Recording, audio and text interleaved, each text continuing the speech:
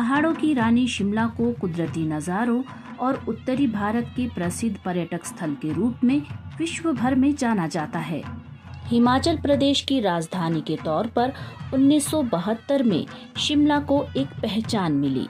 हालांकि 1864 में ही शिमला को ब्रिटिश भारत की ग्रीष्मकालीन राजधानी घोषित किया गया था। आज़ादी के बाद शिमला पूर्वी पंजाब की राजधानी बन गया और बाद में इसे हिमाचल प्रदेश की राजधानी बनाया गया। शिमला के स्वरूप को खूबसूरत बनाने और इसके शहरी विकास में अंग्रेजी हुकूमत का बड़ा योगदान रहा। 1851-52 में कई सड़कों को चौड़ा किया गया और शिमला से सटे ऊपरी क्षेत्रों को जोड़ने के लिए सुरंग का निर्माण किया गया। 560 फीट लंबी इस सुरंग को आज हम सभी ढली सुरंग के नाम से जानते हैं। सन 1850 में मेजर ब्रिग्स द्वारा इसे बनवाया गया था। लगभग 10,000 कैदियों और 8,000 मजदूरों के अथक प्रयासों के चलते इसे 1851-52 में पूरा कर लिया गया था। चूंकि प्राकृतिक सुंदरता से भरपूर शिमला शहर पर्यटकों की पहली पसंद है और प्रशासनिक राजधानी होने के कारण यहाँ की जनसंख्या में प्रति दशक 12.67% की वृद्धि हो रही है, जिसके चलते ट्रैफिक को सुचारू रूप से चलाना सरकार के लिए एक बड़ी चुनौती है। शिमला शहर से सटे कई पर्यटक स्थल जैसे कुफरी, फागू, नालदेहरा, तत्तापानी, नारकंडा और चैल तक पहुंचने के लिए पर्यटक सबसे पहले शिमला का ही रुख करते हैं। शिमला शहर को एक स्टॉपेज की तरह इस्तेमाल किया जाता है, जो पर्यटकों को सहज ही अपनी ओर खींच लेता है। मौजूदा Sanjauli Dhalli tunnel single lane की है और अंग्रेजों द्वारा बनाई गई इस सुरंग का डिजाइन का समय अब पूरा हो चला है। एक ठोस चट्टान पर बनी ये सुरंग आज के मौजूदा यातायात व जनसंख्या के दबाव को झेल पाने में असमर्थ है। इसलिए डबल लेन सुरंग की तत्काल आवश्यकता है, जो शिमला में सर्कुलर रोड पर बेहतर कनेक्टिविटी और यातायात भीड़ को कम करने में सहायक होगी। इसीलिए HPRIDCL को सुरंग का पुनर्निर्माण का कार्यभार सौंपा गया है। लगातार 16 घंटे ढली टनल बाईपास पर टर्निंग मूवमेंट काउंट यानी TM से सर्वे किया गया और इस सुरंग को शिमला शहर के यातायात भीड़ को कम करने के लिए डबल लेन सुरंग में बदलने का जिम्मा Himachal Pradesh road and infrastructure development corporation limited ने उठाया। सुरंग की औसत लंबाई 160 मीटर है, जबकि इसकी चौड़ाई 10 मीटर डाया है और लगभग 7.4 मीटर ऊंचाई के साथ इसका निर्माण किया जाएगा। 53.86 करोड़ का खर्च करके इसे जनता को समर्पित कर दिया जाएगा। यदि इस सुरंग के निर्माण में होने वाली चुनौतियों की बात करें तो ये जानना बेहद ज़रूरी है कि मौजूदा सुरंग के रखरखाव, संरचनात्मक स्वास्थ्य, उपसतह पर पानी का कई बिंदुओं से रिसाव, एक उपयुक्त डिजाइन व निर्माण पद्धति का चयन करना, शहरी क्षेत्र में उथली सुरंग का सफलतापूर्वक खुदाई के साथ सुरंग निर्माण बेहद पेचीदा मामला है। इन चुनौतियों के अतिरिक्त भी कुछ साइट क्लीयरेंस की भी यहाँ चुनौतियाँ थी।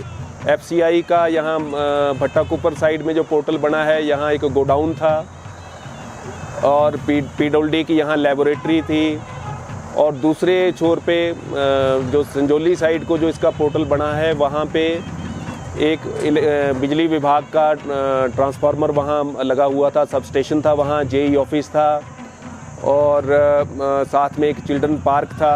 वन विभाग से जो हमें अप्रूवल्स आने थे, उसके लिए हमारे जो हमने AEC रात भाग दौड़ करके हमें वो सारे अप्रूवल्स जो है लाके दिए। इन सभी के मद्देनजर माननीय मुख्यमंत्री द्वारा 9 मार्च 2022 को इस सुरंग निर्माण की आधारशिला रखी गई। परियोजना की कुछ खास विशेषताएं हैं, जैसे इसके निर्माण में NATM तकनीक का प्रयोग किया जाएगा। न्यू ऑस्टियन टनलिंग मेथड, इसमें ब्लास्टिंग, कंट्रोल्ड ब्लास्टिंग अलाउड होती है। कंट्रोल्ड ब्लास्टिंग से हमारी स्पीड बढ़ जाती है, हम इसको जल्दी कर देते हैं इस टनल को। पर उससे रिस्क था कि वाइब्रेशंस आएंगी और ऊपर कोई बिल्डिंग यदि डैमेज हो जाती तो लोग कोर्ट में जाते और इसको रुकवा देते. People were very much worried even during planning and implementation stage of the tunnel. People were very much apprehensive and they were not interested for this tunnel. But we ensured them. उनके साथ हमने regular stakeholder engagements meetings भी की. उनको समझाया कि आज की डेट में जो लेटेस्ट टेक्नोलॉजी बड़े से बड़े मेट्रोज़ में यूज़ टनलें बन रही हैं, बिल्डिंगों के नीचे से मेट्रो बन रही है, तो वो उनको समझाया गया कि हम लेटेस्ट टेक्नोलॉजी लेके यहाँ आ रहे हैं. हमारे पास इंटरनेशनल कंसल्टेंट है, इंटरनेशनल एक्सपीरियंस के हमारे पास कंट्रैक्टर्स हैं और हम बैठे हैं. उसके बाद भी यदि कोई किसी बिल्डिंग में कोई क्रैक आता है, कोई रिस्क आता है, भी हम अपनी कॉस्ट पे उसको रिपेयर करवा के देते हैं.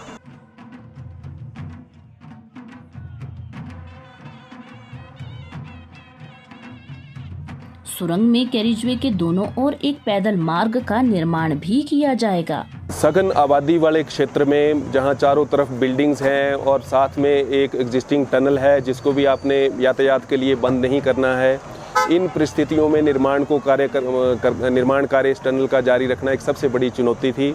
तो इतने आबादी वाले क्षेत्र में और बिना कोई ब्लास्टिंग मटेरियल यूज़ किए ये एक पहली एक टनल जो है विश्व में बनाई गई. सफलतापूर्वक इसका कार्यान्वयन जो है किया जा रहा है और मार्च तक जो है ये टनल जो है पूरी तरह बनके तैयार हो जाएगी. शिमला शहर पर्यटक स्थल होने के कारण शहर में फ्लाईओवर, सुरंग, पुलों का होना बेहद जरूरी है.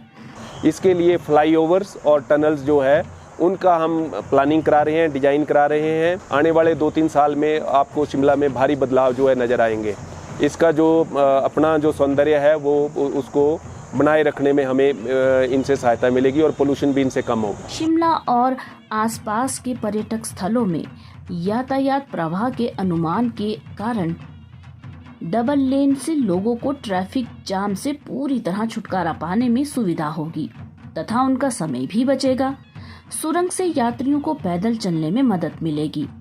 पर्यटकों की आमद में वृद्धि के कारण क्षेत्र की अर्थव्यवस्था में वृद्धि भी होगी, जिससे स्थानीय लोगों के लिए आजीविका के अवसर बढ़ेंगे. शिमला निवासियों को कि इस टनल के बनने से हमें बहुत ही फ़ायदा है, यातायात की बहुत ही सुविधा है. ये सिर्फ शिमला के लोगों को ही नहीं, यहाँ से आर पार जितने भी लोग ऊपर से आते हैं, यहाँ से जाने वालों को, मतलब जैसे टनल हमारी हमेशा बिजी रहती थी, लेकिन अब इस टनल के बन जाने से काफ़ी वो डाइवर्ट हो जाएगा, लोगों को काफ़ी राहत मिलेगी. मैं बधाई देना चाहूँगी सब लोगों को जिन्होंने इसमें इतने सारे एफर्ट्स डाले हैं. Congratulations to all.